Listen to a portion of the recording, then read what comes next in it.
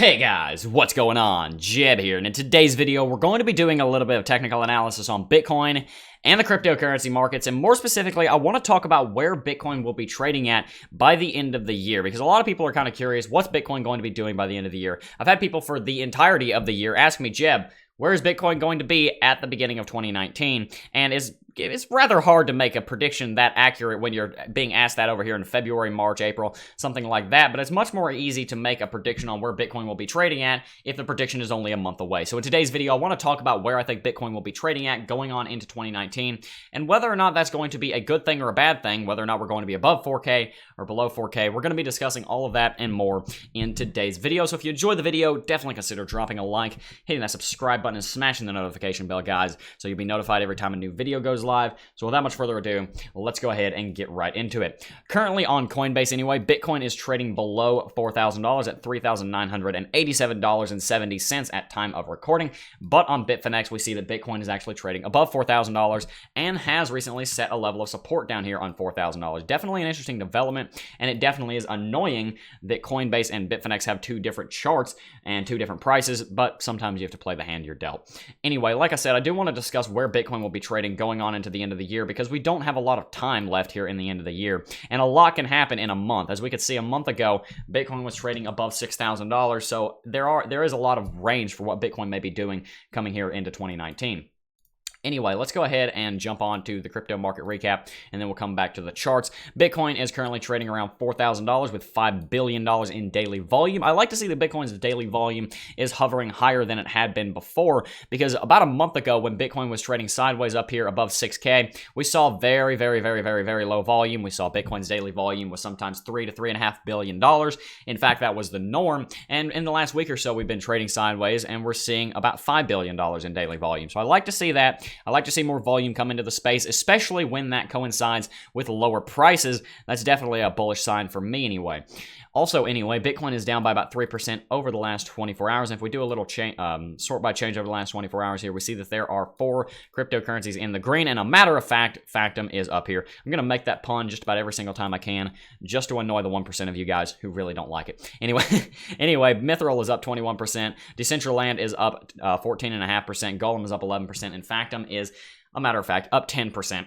It's very interesting to see Decentraland up here. I've seen all 3 of these other cryptocurrencies in the green and the double-digit green before, but it's not very often that I see Decentraland do this well.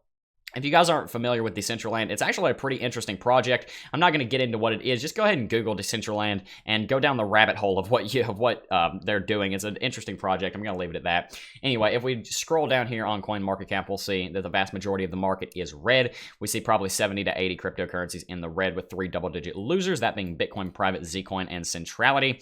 Not a whole lot going on in the market other than a little bit of blood. Anyway, in the top 10, we see that every single top 10 cryptocurrency, excluding Tether, but Tether isn't really a cryptocurrency, is in the red. XRP is trading at 36 cents with only $300 million of daily volume.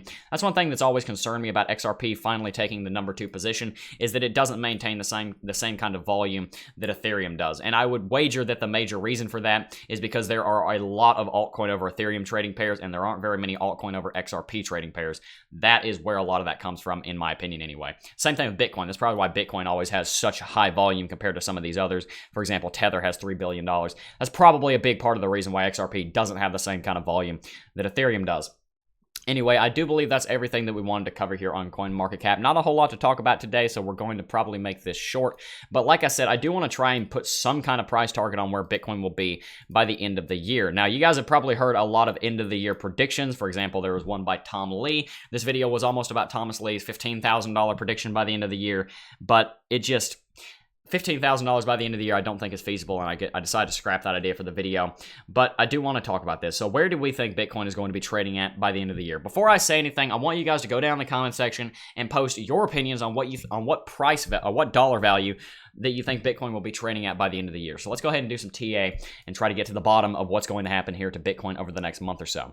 Anyway, like you guys have probably noticed in the last couple of days, I've kind of gone back and forth on whether or not bullish or bearish on Bitcoin. And the reason for that is because when I'm bullish on Bitcoin, I'm just barely bullish on Bitcoin. And when I'm bearish on Bitcoin, I'm just barely bearish on Bitcoin. I'm mostly really neutral on the cryptocurrency market with maybe 5% more in one direction than another. And the reason for that is because, one, the technicals are giving us conflicting data. We're seeing some of the technicals look very bullish. For example, we saw a MACD cross. We saw a bullish MACD cross down here. We saw RSI start moving back up. We saw stochastic RSI start moving back up, because when you first start moving up on stochastic RSI and RSI, that's actually a bullish momentum indicator. Just because you're in overbought territory doesn't always mean that you're calling for a retracement, especially on something like Stoch RSI.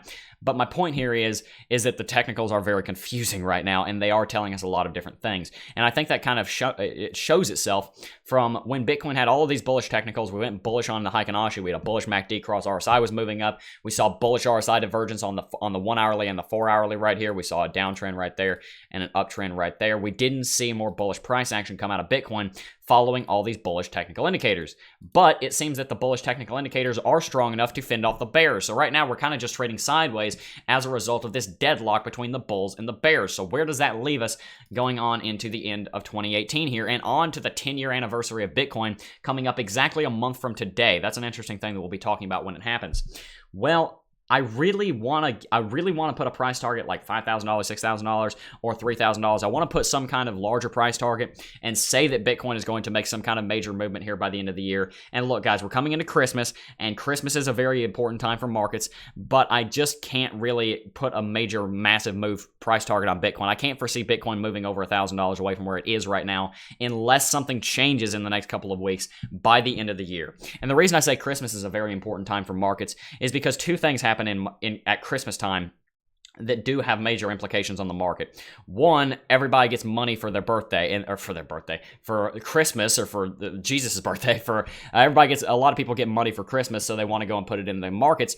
Everybody's a lot less frugal in the markets. That's why e-commerce, for example, does so phenomenally well in December and in late November. That's why these times are very, very good for if you're running an e-commerce store, you do a Shopify store, you do Amazon FBA, you run anything like that, you have a business that you advertise for it. This time of the year is very, very good for that because everybody's out spending their money and buying stuff. And Bitcoin isn't an exception to that. People are going to be out buying Bitcoin and saying, hey, son, here's your retirement. Here's one Bitcoin. Here you go. I know you don't know what a Bitcoin is, but just put that in your drawer and leave it there for 20 years. You'll thank me later. That kind of stuff does happen. But the other thing you have to keep in mind is that cryptocurrencies are still very small.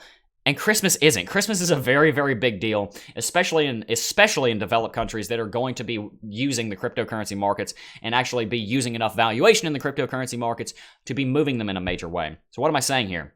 A lot of people like to take profits at Christmas because they either need or want money to go and buy presents for people. That does happen in markets, and you do sometimes see a downturn in markets right around the time of Christmas, but in Q4 you normally see some bullishness.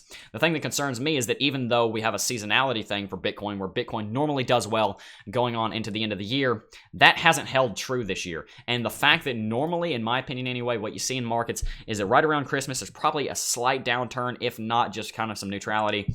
That Christmas either seems to be kind of a bad thing for Bitcoin or not even a very good thing. Because think about it.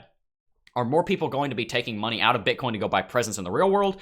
Or are more people going to be putting more money into Bitcoin because they're giving Bitcoin as a present?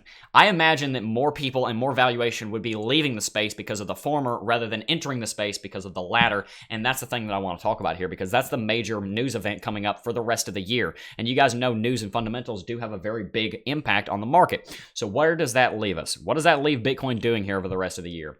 Well, honestly, guys, I want to put some kind of interesting price target on it, like it going to $5,000 or $6,000 or crashing down to $3,000. I want to make it interesting, but I can't let the technicals lie. The technicals are telling me at the moment that Bitcoin is probably going to be trading within $500 of where it is right now, moving on into the rest of the year. Because what seems to have happened here on Bitcoin over the last couple of months is that Bitcoin entered this little accumulation phase, as I was calling it back up here. We entered it. We were trading above $6,000. Then we can argue all day long what happened to drive Bitcoin below $6,000. But nevertheless, we did drive below $6,000. We fell off the metaphorical cliff. I know you guys like that expression. And now what it looks like to me is that we're re-entering that accumulation phase, and we're probably going to keep trading sideways just because, like we saw back here, the bulls and the bears are in a deadlock. And also, one thing to keep in mind, guys, is that the last time the bulls and the bears were in a deadlock back over here, right back over here, who won? The bears won. So keep that in mind, guys. You guys know I'm very bullish on Bitcoin in the long term, but for the rest of the year, for the rest of the month, even the rest of the year, rest of the month, I guess it's the same thing. I'm not very bullish on Bitcoin, and I don't expect there to be a lot of volatility on Bitcoin. And if there is any volatility on Bitcoin, especially considering Bitcoin just in the last couple of days had a chance to go very bullish when all of these bullish technical indicators lined up, like this bullish MACD cross. Heikin-Ashi was green for a little while here. I think it's red again. Right here, we saw Heikin-Ashi go green. We saw RSI start moving up. Bitcoin just had a chance to make a major move, and the fact that it didn't tells you something about the market. So if Bitcoin is going to make a major move in the next couple of days and on into the next couple of weeks, I expect it's probably going to be bearish. Now, of course, there's a chance that there can be bullish. I'm mainly neutral on this, but with like a 60% likelihood, if we're going to see a major movement, it's probably going to be bearish, and I'm not even totally convinced that we're going to see one at all, guys. Tell me in the comment section down below, like I said, where you think Bitcoin is going to be trading at by the end of the year. If I were to guess, I would say this probably going to be trading between $3,500 and $4,500.